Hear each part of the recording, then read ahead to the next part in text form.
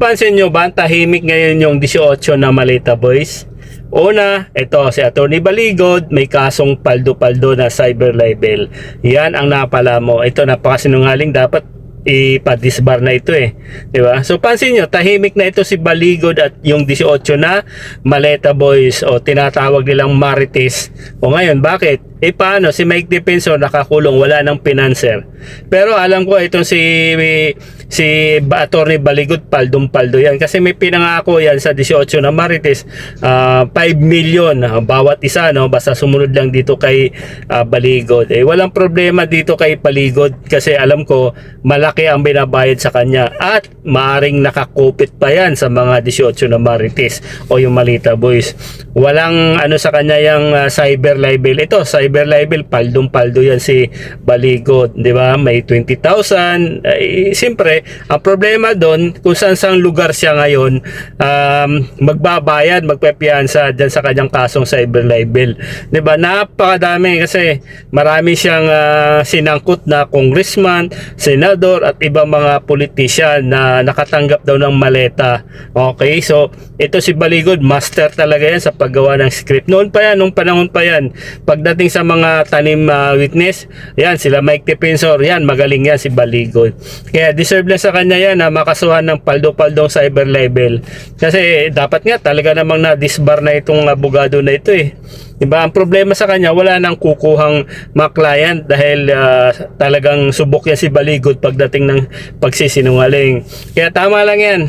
Kaya yung 18 na Malita Boys, nakatanggap na kayo ng pera pero hindi pa naibigay yung buo ng 5 milyon, mauubos din yun. Bakit?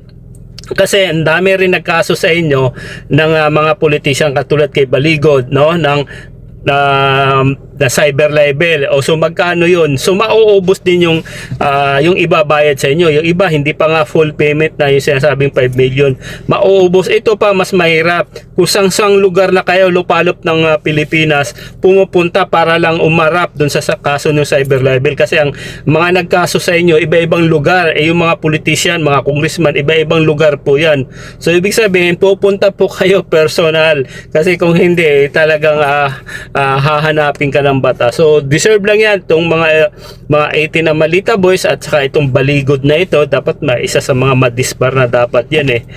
Simula nung nakulong na ito si Mike Defensor, tahimik na ang mga Malita Boys. So sayang lang, nasira lang yung pangalan nyo, reputasyon nyo, yung pamilya nyo dahil sa kagagawan at hindi pa kayo tapos dyan.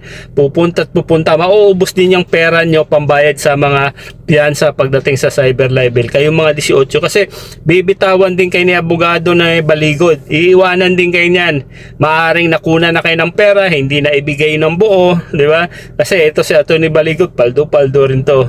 Kaya deserve lang yan. Dapat nga talagang makulong pa nga. Kung ako masusunod, makulong ito si abogado, Baligod, madisbar at itong 18 na Malita Boys, dapat din paldo din makatanggap ng cyber libel para din sila bayad ng mabayad hanggang sa maubos at magalit dito kay na Mike Defensor, ito kay Rodante Marcoleta at lalo na itong kanilang gawa ng script, ito si Mike Defensor, si Baligod. So baka mamaya merong babaliktad yan dyan na sasabihin binayaran lang sila tapos hindi naman binayaran, pinangakuan. So abangan natin yan. Ang mahalaga, mabigyan ng leksyon itong mga ito.